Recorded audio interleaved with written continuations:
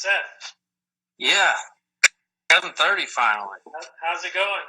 It's going well. Thanks for having me, Chris. Yeah, man. Thank you. Thank you very much for coming on. I know that we've had a little bit of a conversation going back and forth on the private messaging on Instagram for a while. So it'll be cool to be live here and have a conversation and talk about Big Escambia and the big things that are happening down there in Alabama. Fantastic. It's good to be here.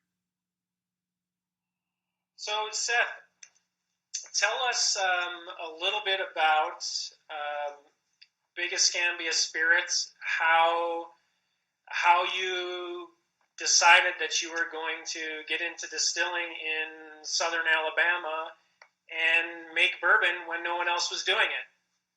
Yeah, I know. It's kind of crazy. No one was doing it, so I think that was maybe why it was compelling to me. I was in South Alabama, so it made sense to kind of go with it. And I suspected that the heat of this climate would be great for bourbon aging. I really did. And it's the Southern Corn Belt, so corn's important. It's the heart of bourbon. So I thought it might work. I thought it'd be cool, primarily. So that's really the main thing. I was an enthusiast that decided to be cool. Yeah, so I mean that's my perspective is from a consumer more so than a maker. Okay, so what's your background then? Like, did you go to school? Did you train to be a distiller? Did you work in brewing, or what's your background in that regard? So back in 2013, when this was kind of becoming, something I wanted to pursue, there really weren't a lot of schools at the time. So primarily what I did was travel and then work with a distiller for a couple of days, and then travel on a range to another place for so many days, and just spent a lot of time. And everyone has a different perspective, and so I feel like that really prepared me for the endeavor. So that's really that's how you learn, I think, because the books for winemaking and brewing are exceptional. The books for bourbon are coffee table mostly. So yeah, most of the stuff that you really need to know, you're going to have to go work somewhere and have someone, from their mouth to your ear type thing. So a prime example is I spent 3 days with Dave Pickerell before he passed away, and I have a folder on my computer called Dave Pickerell, and I literally use spreadsheets and things from that folder once a week minimum. It's just a constant referencing back, and a lot of this stuff's not published. I mean, he had really radical ideas about distillation. So, really great guy and a big boss, and he was a major inspiration to me. Yeah, he was. I know he touched a lot of people and had influence in a lot of the craft distillers that have started over the past 10 years or so. So I know he was a huge influence on the industry, which is really, really cool and really amazing.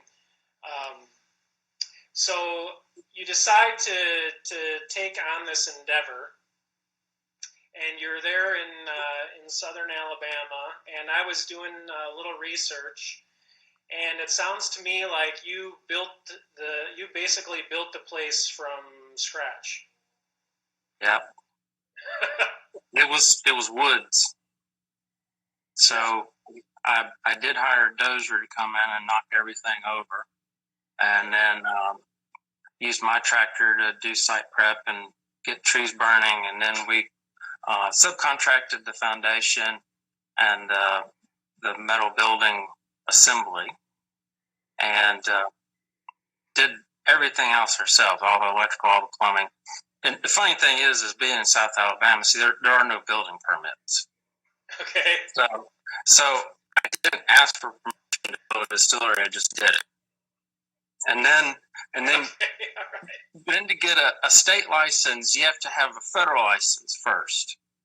So to get a federal license, you have your equipment and serial numbers, and that is softened, but at the time it was a little more rigid. And so I had to basically equip a distillery with no licenses. Which this thing over my shoulder here, that's a felony in Alabama if you don't have a permit. So, yeah, it was a little. But I spent time in Montgomery, where the regulatory agency is, and I got to know those guys, and they knew what I was doing. It wasn't sneaky, but it was uncomfortable for sure. And then once you've got it, now what? You have to think about what do you want to do with. Because I didn't actually start this thinking I was going to make bourbon. I was thinking I was going to do what I thought I was going to do is what everyone else does, is kind of grab the low hanging fruit type products and get some revenue and in that real traditional craft business model. So glad I didn't do that. I was up at Pennsylvania Pure in Pittsburgh, and I hope he doesn't mind me mentioning that I was there visiting before they were open to the public. I was talking to Barry, and I said, Barry, what's your biggest mistake? And this is the guy that at the time was like in year 5. And he said, not laying down whiskey. That was it. Yeah. And I mean, it just blew me away. I couldn't stop thinking about it. And so I just decided that, well, if that's so important, then let's just do it. Let's just do that. Let's figure out how to make really compelling whiskeys, lay them down, and roll those dice. And lay them down and then wait. Yes, and pay bills. So most people know about me is I work a full-time job here and a full-time job somewhere else. So all of my income from the full-time position pays to make whiskey all these years. So that's how we're approaching year 6, but we've only been on the market 24 months as of yesterday, actually. Yeah. Okay, so, very cool. Congratulations. Yeah. Thank you. If I knew how hard it was going to be, I wouldn't have done it. No. I'm so glad I did, but it's tough. Yeah, I can imagine. So this all started in 2014 is like about the timeline.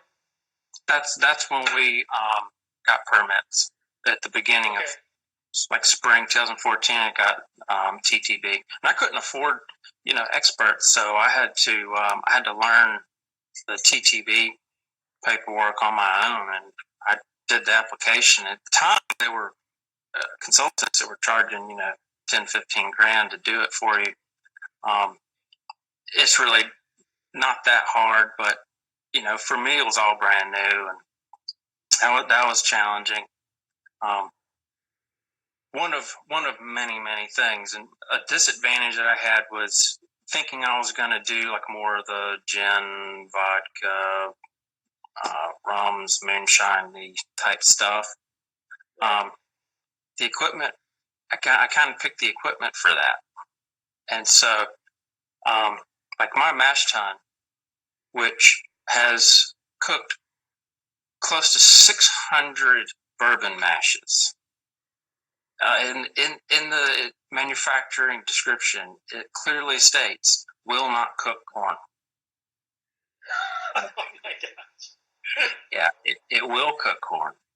I willed it to this new skill. I basically just redesigned it a couple of times, and man, we still to this day we laugh about it. My plant manager, Smiley, he's been with me since we were burning things, and pipes. It's just crazy. It's just crazy what happens. It's a lot of fun to reminisce about some of the goofy things that happen to us and stupid mistakes, and it's unbelievable. Well, I mean, it's interesting for all of us out here, and talking to hear these kind of stories, because this is what, like, these are the kind of stories that draw me to people like you and to craft distillers like you. Is like, you had to bootstrap all of this stuff, and basically, and you did. You built it from literally nothing, and you figured it out along the way, which is so cool. And so, like, when we get into tasting all these products from you later, I mean, that just makes it even more enjoyable to me to taste these and think about, like, all the blood, sweat, and tears that you put into these things. So it's really, really cool. And that's why I respect all the other manufacturers, and I have their products behind me, and I don't normally drink my own whiskey. I drink someone else's.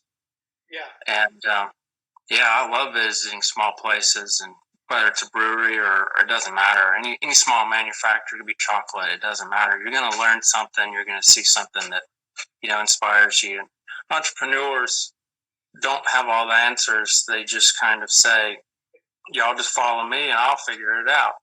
And that's basically what we did. I thought I could figure it out. I thought I could go get the right information from the right people, and they tried to be helpful. Me having equipment that wasn't really what it should be hurt me, because they have other things, and so they're basically trying to tell me how to solve a problem, and their solution would work normally, but I couldn't even afford a boiler, so we were using forced air burners. So that's just a small little example of where things were technically difficult to solve, because I couldn't call someone and say, hey, I had this issue with the FAB burner, for example. So we forced us to really dig down, and then in digging down, I think we have actually learned more as a result. So it wasn't easy. And I think that makes you better, I hope. That's really cool.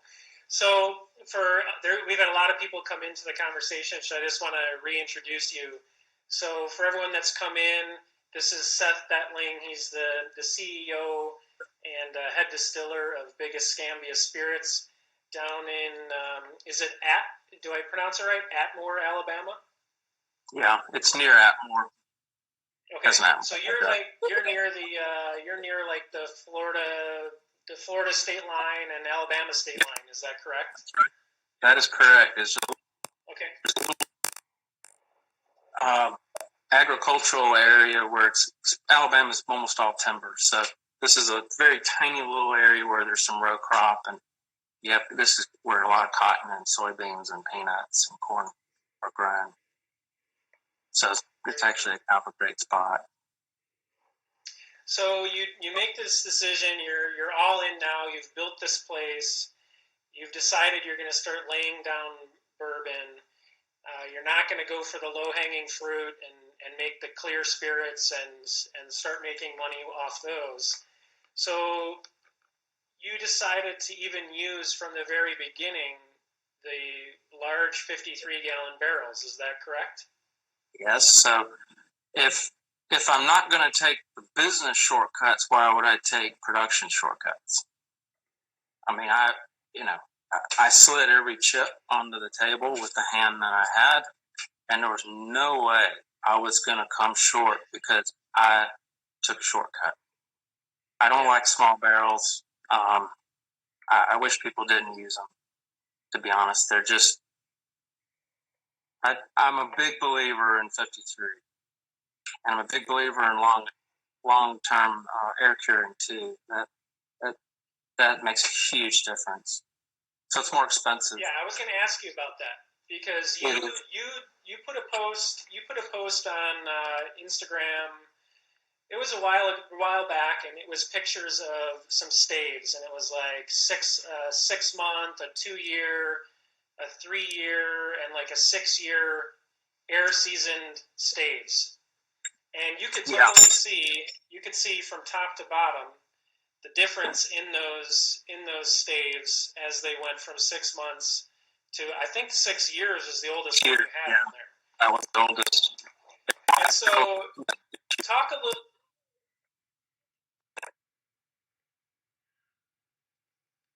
Sorry, you were breaking up there a little bit.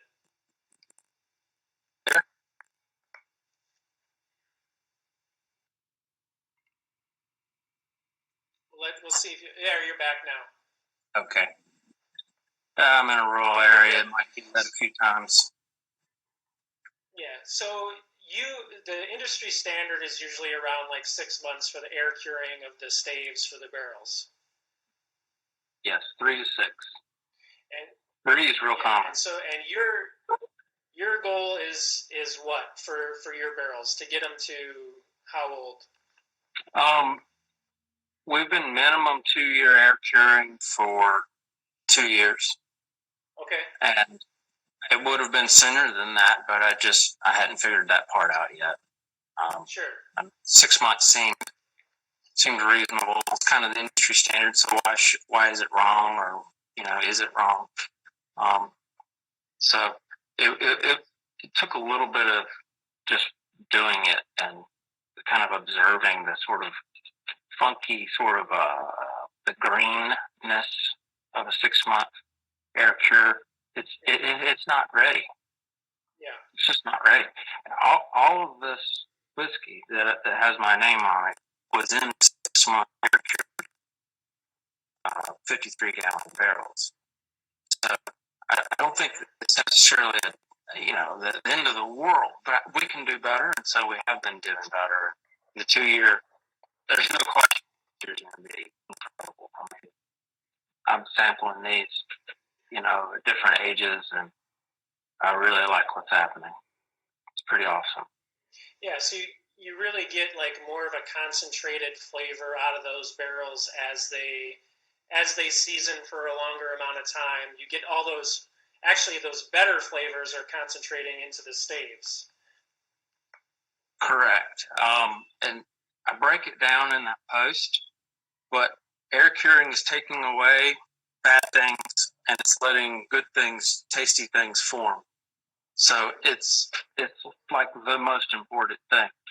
And not kiln drying too. Kiln drying has an adverse effect. So industry standard is cut them, maybe a few more, throw it in the kiln, let the kiln finish it out, build the barrels, fill them, millions at a time, and there you go.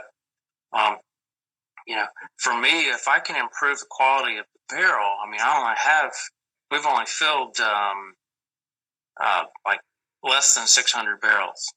So for me to, kind of have less than perfect on a barrel, it could be a big problem. It could be a loser. Well, this is another cool and interesting. Yeah. Go ahead. I like talking to you about. I like talking to you about this stuff, and it may seem like trivial, but it's interesting to me and to people that are watching, because these things, aren't necessarily things that we think about, like that you have to think about when you're making the whiskey and you're putting it into the barrel. But then when you tell us about it and you say, hey, listen, these types of things affect the quality, they affect the end product, it's really, really cool and interesting to hear these things. So thank you for that post, and thank you for sharing a little bit about it tonight. It's really cool. Absolutely. And so let's get into talking. Yeah, go ahead. Let's talk about the uniqueness of your bourbon. So this is something that I have not really seen before. I have not seen 6 grains in a mash bill. I mean, I don't know that I know of anyone else doing that. I mean, you see 4 grains, but I don't think I've ever seen 6 grains.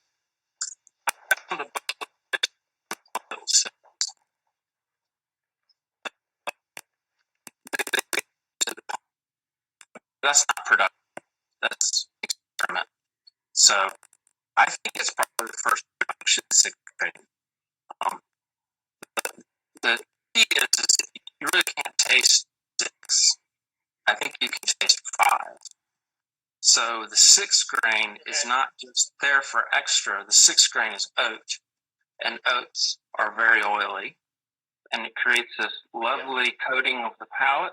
And because there's oils, those oils carry flavors, and that extends the finish. So the oat, you don't really taste the oat, I don't think, particularly not in these mash bills. It's too dominated with roasted malts and things like that are really, really potent. Yeah, so the oats kind of give you like a creaminess in the mouthfeel. Yep. And like you said, kind of extend that finish. So the mash bill is made up of corn, rye, oats, and then you have 3 malted grains in there, right? Wheat, rye, and barley. Roasted. 3 roasted malts. Yeah, that's key. Because I actually don't know of another bourbon that uses roasted malt. So roasted malt would be more common in beer making. That is correct. So what this is kind of an oatmeal stout as a. I mean that's really kind of what it is. Actually, that was my inspiration for it was oatmeal stout. That dark roasted malt, the color in the stout beer, to give it that creamy. I just thought that would be pretty cool as a bourbon, and so that's really the inspiration for it. Yeah, well, I think it really comes through. I have this bottle of the cask strength, and it's really so unique, and it's really just it's like nothing else, really. It's just such a unique flavor profile, which I wanted to talk to you about. You talk a lot about Alabama bourbon. And so are you trying to define the style or sort of just say, hey, Alabama bourbon is a thing and we can make it and we can put it out in the world? Or what's your thoughts on Alabama bourbon? I think it's going to be up to the consumer who defines it. I'd love for that to be what we're doing, but I mean, a lot of people are getting in the game, so that's kind of like the consumer's area, I think.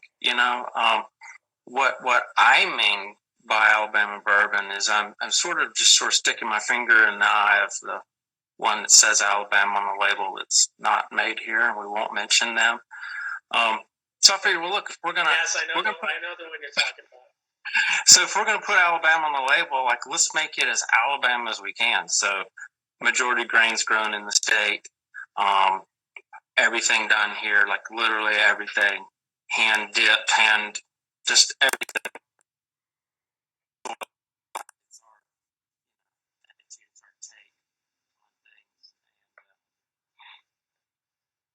So to me, that's like if I was going to make bourbon in Alabama, I knew Kentucky.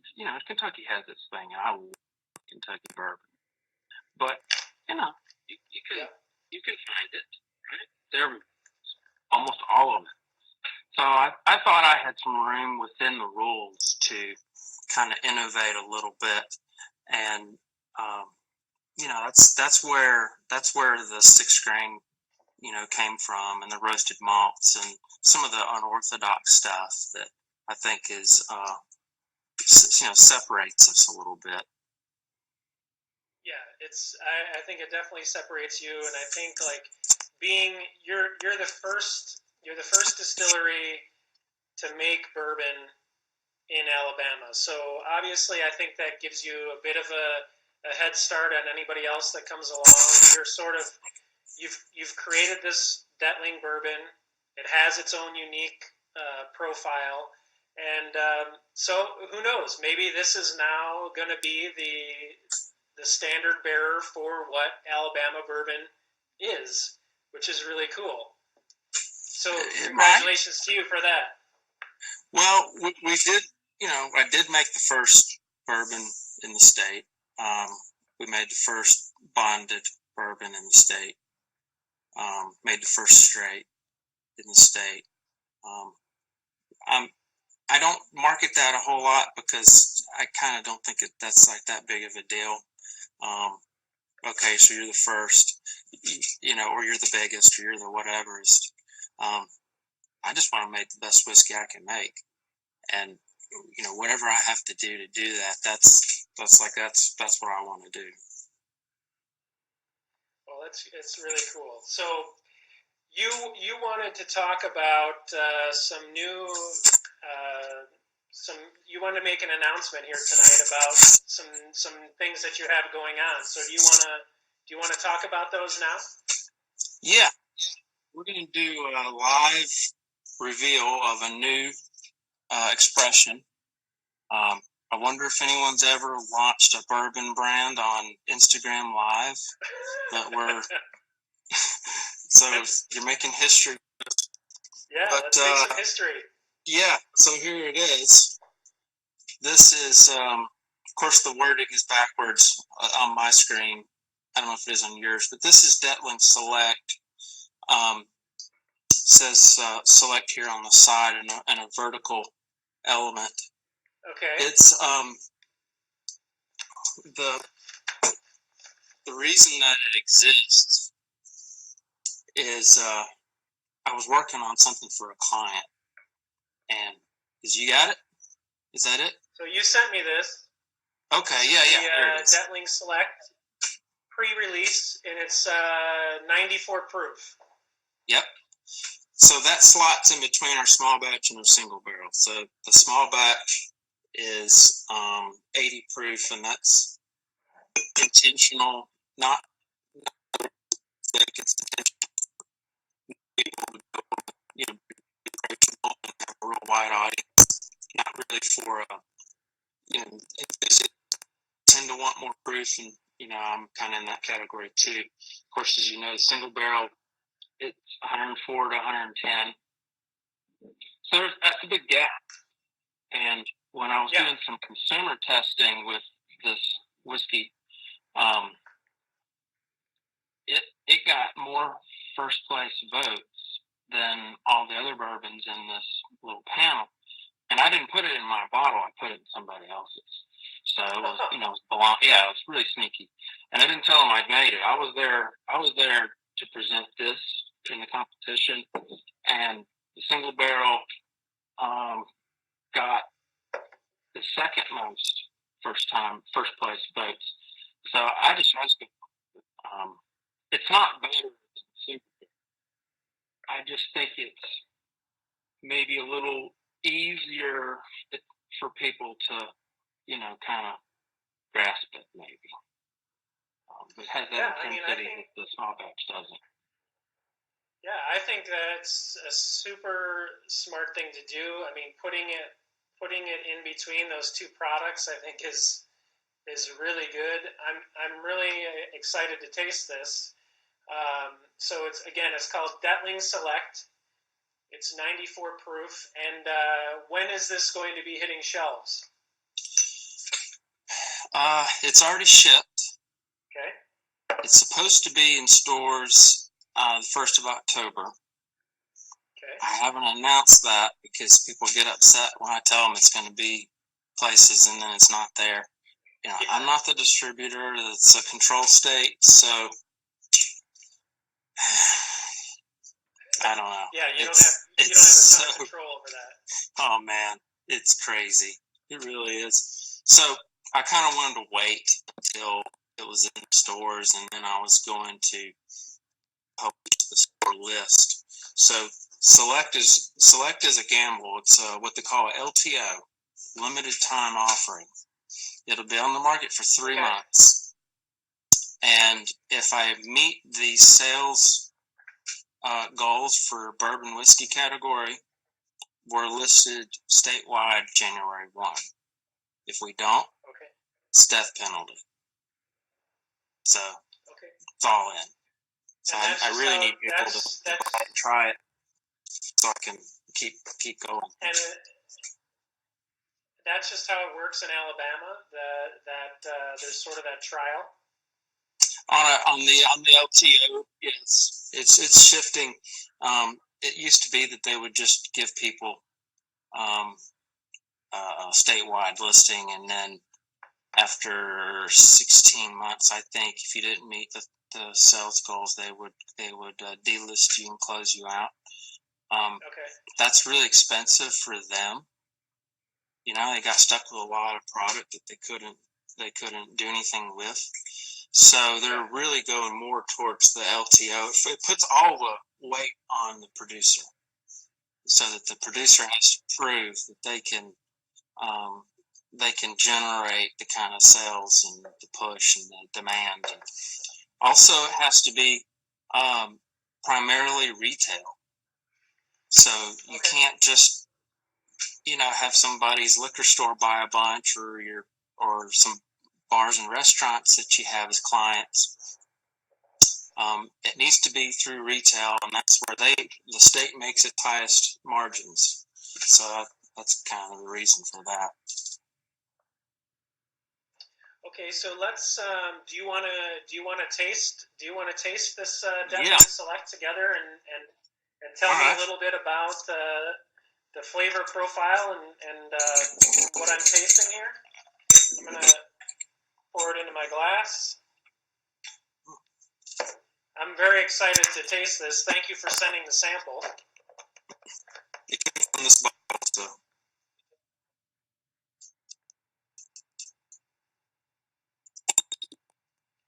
So, like all of your bourbons, the color is amazing. It's not something that I knew was going to happen, but it's kind of a signature now because it's, they're dark, and that's the climate. Yeah. So tell me a little bit about the age on this, and so it's the same 6-grain mash bill. Yeah, I mean, this is basically single barrel at 94 proof, and this is a single barrel too. It's selected as single barrel. Okay. And this particular one is the first release. These barrels were up in the loft, which is kind of like the attic of the rick house. I have some data collectors up there, and I checked them the other day, and the max temperature was 130 degrees that it recorded. I know. Average 100. Wow. I know. That's so crazy. So I rotated those barrels after a year. So what this is 1 year in the loft and 1 year at like chest height. Okay. So I think that's why it's so good. The nose on this is incredible. I mean, it's like this super rich aroma just coming out of the glass. Really like very chocolatey. Yes, very chocolatey, like a deep roasted aroma is like how I can describe it. And I mean, it just smells amazing. I'm gonna taste it. Have you tasted it? Yeah, I just drank some. All right. I'll drink some more. Cheers. Yeah. Cheers.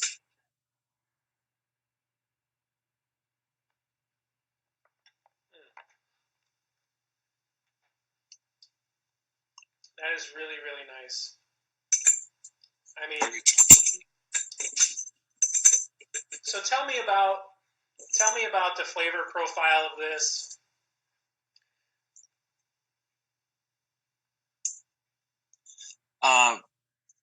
Well, if you try the white whiskey one, it's gonna give you some clues as to how I get to this point. Because in the white, you get to see what flavors were there not from the oak. And then in the aged, you get to see what the oak took away and what the oak added. Makes sense? So it's really important to work with the white whiskeys and have already in place kind of what you want to go with it before it goes into the barrel.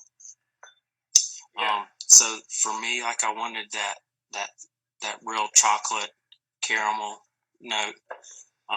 So that's from the roasted malts. Of course, the creaminess on the palate is from the oats, and the corn that we grow is real bready. It's not that bitter, grassy corn that I could feed a horse.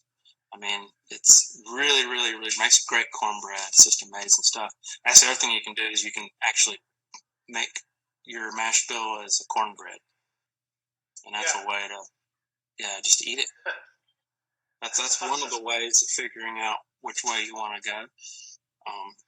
But you have to work with white whiskey. I mean, that's really, really, really important. Well, I can tell you this Selecto is just, I mean, you've accomplished like a really deep roasted, like chocolatey, even like a coffee. I have like some coffee that comes through on there. Yeah. And it's just really complex, a lot going on, and the mouthfeel is incredible. I mean, it coats your mouth.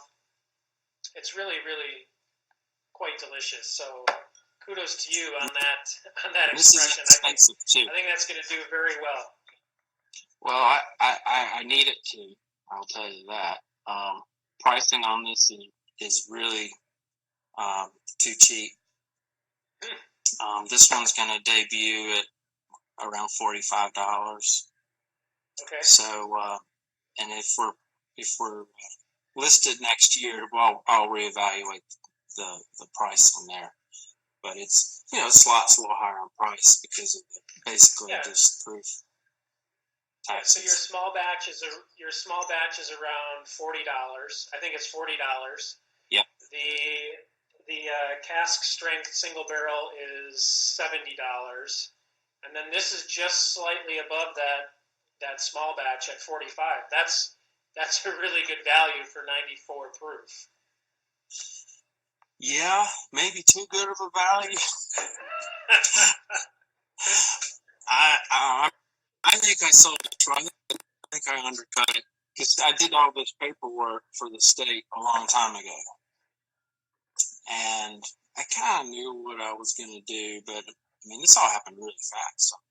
It was literally this summer that I was working on that project and discovered that people really like this particular, age and proof. So I thought, wow, let's go for it and let's price it so that it'll hopefully do really well. And we need it to. I mean, I have to sell whiskey to make whiskey, and I want to make whiskey, and it's uncomfortable sometimes trying to sell whiskey because there's so much marketing, BS, sure. And that stuff just drives me crazy. So that's a real challenge, but I have to be able to sell in order to make. Yeah. Well, if I was I know you probably don't want to put a label on the whiskey, but I would say if someone said to me, Chris, can you break down the Dettling Select for me and tell me like what does it taste like? And I would say this is like it's like a mocha. It's like a chocolatey coffee mocha in a glass with a nice little bit of heat on it. Sticks around on the back of your palate, and just a really, really pleasant drinker. Coats the mouth. Just really, really nice. So again, that's awesome. Thank you very much for sending it. It's really quality pour.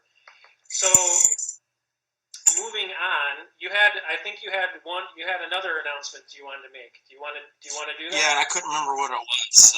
Do you know what it was? I think it had to do with a label, but I'm not sure. Was it the bonded label or I think you said you were changing a label, or you were coming out with a new label. Was it the platinum? I think it was the platinum because that's what I have here in my hand. Yes. Yeah. white whiskey is so important. I didn't want to do the low-hanging fruit thing, but I do want to kind of show people some stuff. And the Platinum's one of those vehicles, so we'll do a very, very small run in time so that it's kind of on the shelves in the fall, for Christmas and stuff. And kind of highlight flavors and aromas that cannot survive barrel aging.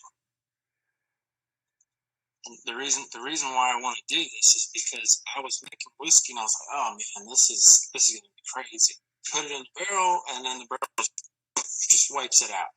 Completely just annihilates whatever that thing was. I had one that was banana nut bread. Oh man, it was intense banana nut bread. It's not once it was in the barrel for a couple years, it's more like mint now. Very minty, maybe a little pickle juice. Right, so that stuff changes. That's why I want to taste that.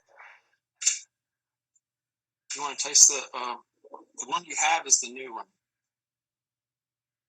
Yeah, so this is called Platinum 2, and it's a white wheat. It's a white whiskey. It's technically corn whiskey, but it's the sibling to our white wheat bourbon. I think you have some too. That particular one. So let's taste this. This is for everyone watching here. This is Platinum 2. This is 100 proof. Is that correct? This is 100 proof. It's very, very cheap. We won't make any money on this, but hopefully we'll illustrate some interesting things, like how important mash bill is, how important your cuts are. So white whiskey is kind of universally not liked within the bourbon community.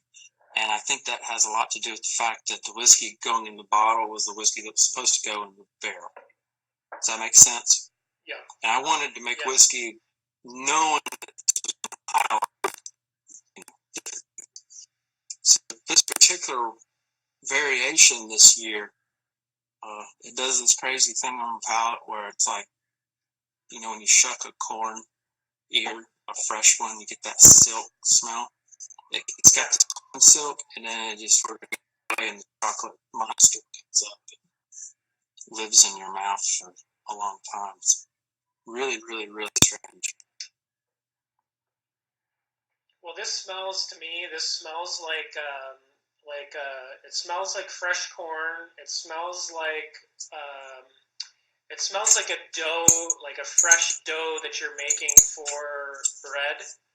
So a combination of like cutting corn off the cob, and that's sitting there, and like that juicy, like wet corn aroma, plus like fresh made dough. It smells amazing. I think the doughiness is from the yeast in this particular case. Okay. And that kind of doesn't survive, more than maybe 3 months in the barrel, and it's pretty well gone. It becomes something I love else. The nose on this. Yeah, I love the nose on this. It smells great. How hard to sell white whiskey is. When I was in Europe,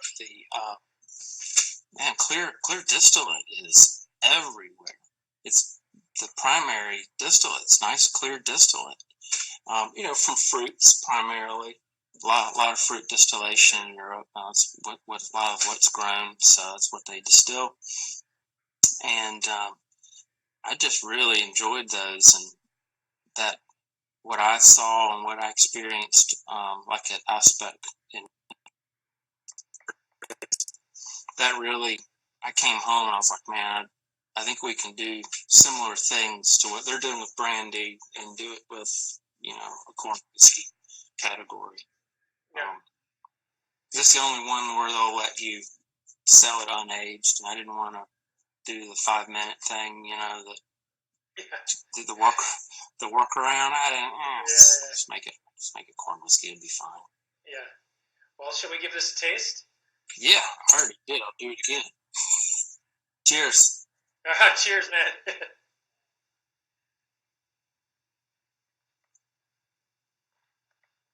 See, that's so good. I mean, it's just sweet and like buttery. Oh, I would drink that all day long. And you should. One of the reasons why I'm a big advocate for this is it's a palate calibrating spirit. A really, really, really hard cut white whiskey does wonders for calibrating the palate. How you taste the same thing over and over and over again, you just kind of start missing things. You become sort of nose blind, palate blind to it. Sure. Get a little of this, and then go back to your bourbon, and you'll taste it for the first time again, which is kind of cool. Well, speaking of that, should we taste this that's been aged?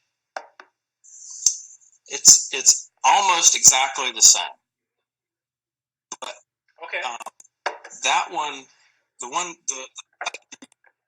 adjusted the roasted malts up a little bit because the ratio that was in this white wheat sample, I felt like it was a little too behind the scenes. I wanted it to be a little more star of the show type thing. So I increased the roasted malts a little bit on this. That's supposed to be chocolatey. It's like a corn chocolate whiskey. Okay. So this is close to the same mash bill as that white whiskey. This says on the label 30. This has been aged 30 months. It's a single barrel, it looks like, and it's barrel. I can't tell. I think it says barrel 160. Yeah, barrel 160. It came from this bottle. Very different, Chris, than what. Yeah, this is an experimental.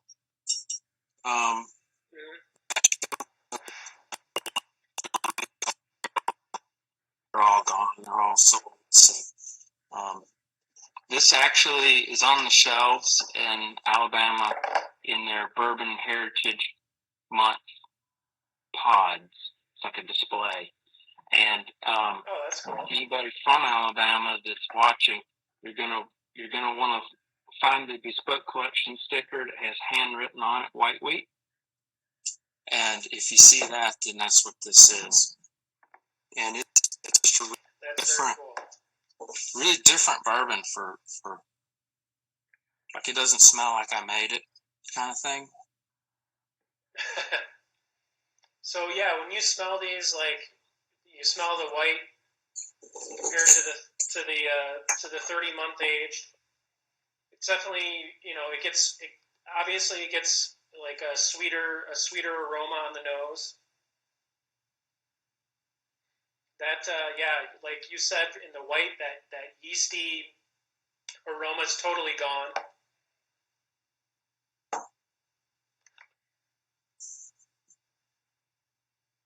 Yeah, it smells sweet, a little bit of like some vanilla and caramel. The real common, real common bourbon smells and flavors is what I think this is. This another example to me, I like our Premier Nashville a lot better. But I have, customers that will come and sample barrels, and people always raved about this one, which always surprised me. So, there's so much you can't know, and cheers. Cheers.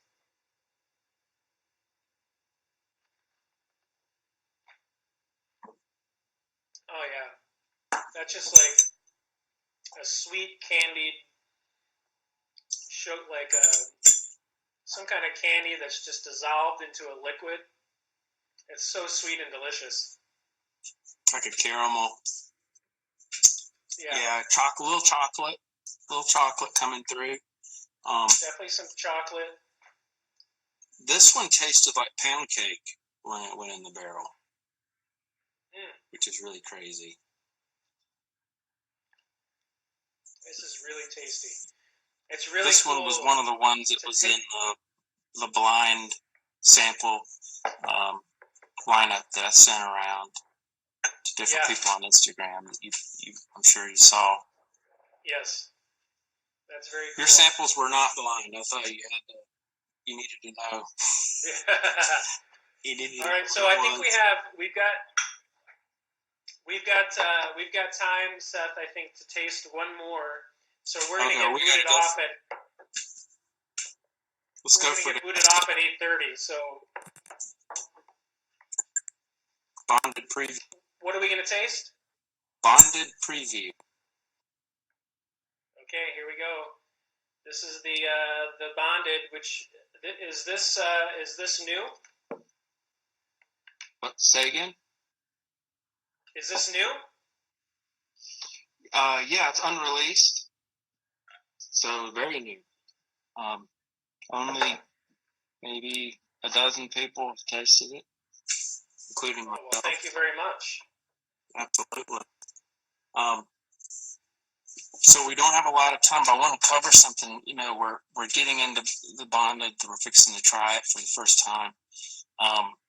Barrel entry proof is really low, about 105, and today it's about 104. So you think about 100 proof BIB. I'm 4 points off. If you went in the barrel 125, points off, you can. To do it this way, but I think the end result just really reveals where all this flavor concentration of flavors is coming from. Very little water. Yeah, I think that's great. You're not watering it down barely at all to get to the bottled and bond 100 proof. Yep, and I love how you can compare BIBs against each other because you can't hide. It's one distiller, one season, so you can't blend your way into something special. Has to be 100 proof, so you can't hide with a high proof. It's my favorite category by a long shot. I love bottled and bond. All right, cheers, Seth.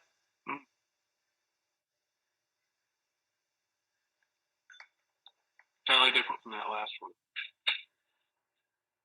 Totally different. This one's got a nice, robust, spicy bite to it, which I love. Oak. So good. It's oak. It's very intense oak on this one. This isn't the best barrel either. This is my least favorite of the bonded barrels. But it shows that 4 years in Alabama is going to put color and put oak, and it's going to also be mature whiskey. And the heat has a lot to do with that. Yeah, so that liquid is just getting sucked into the wood from that heat. Just the barrels. Yep. I mean, it's just got to wreak havoc on the barrels there in Alabama. It does. I can't believe they don't explode. When I actually sometimes shoot out.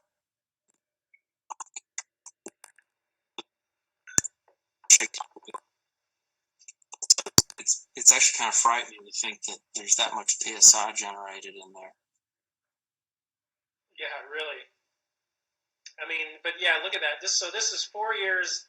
This is 4 years in Alabama, guys. I mean, the color on this is it's like a dark red brown. It's just amazing the rich color that came out of this. So Seth, thank you very much for sending all of these samples. Oh, my pleasure. It's truly amazing to taste all of these. So let's just, at the last couple minutes here that we have, so you've got the Dettling Select that's coming out October 1-ish, around there. The Bonded, is this the December. same timeline or later in the year? December. Okay, so that'll be out in December. Yeah. And mostly these can be found in Alabama. Yeah, the white wheat is in Alabama and Maryland, Delaware, D.C., and Illinois. Okay.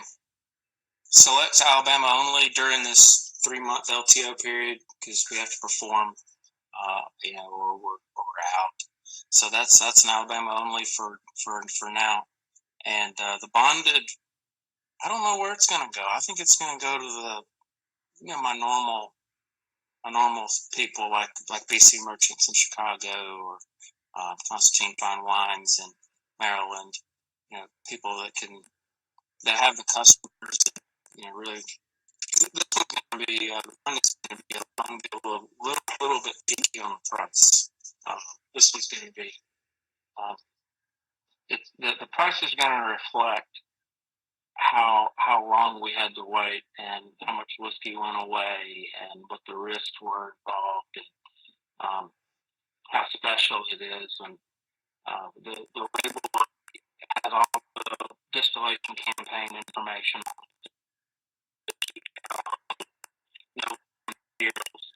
No distilled, all this kind of stuff. It's just it's my take on BIB, and hopefully we'll be doing a BIB battle soon. I'm 3 bottles short, so if anyone watching has an old Fitzgerald BIB, either the 9 or the 13, please message me because that one's proving to be really tough to find. And then we'll do a blind BIB battle with maybe 14, 15 brands. That'll be awesome. I'll just be one of them. So pretty exciting. Well, Seth, I want to thank you very much for coming on. It was awesome to talk to you. I hope you enjoyed it. Thank you for all these samples. Everybody, check out Big Escambia Spirits on Instagram. Check them out on Facebook. Seek people out who get it in their state and have them send you a bottle. The stuff is amazing, and I think there's only better things to come as you start increasing the age on your products, and it's really cool. So thank you very much for joining me, Seth, and we'll have to do this again. I definitely want to have you back on and chat some more. Awesome. See Bourbon Man's comment. If Bourbon Man would look over my shoulder, that's yours. I just have to ship it to you. So I know he'll be excited to shout out. And thanks for having me, Chris. Really appreciate it. All right, Seth. You have a great night, and we'll be in touch. I'll message you, and we'll figure out another time to do this again. Great. Thanks, Chris. All right. Have a good night.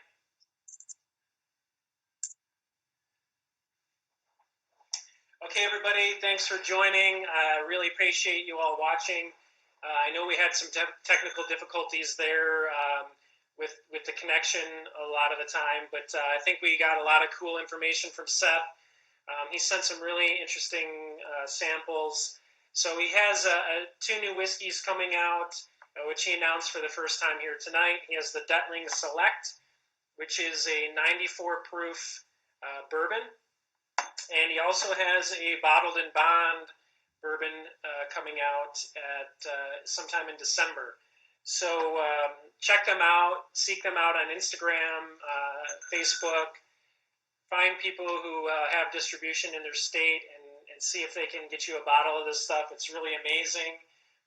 This cask strength bourbon is just out of this world. So thanks again, guys, for watching. Thanks for participating in the Urban Bourbon Hour. And until next time, peace and cheers. Take care.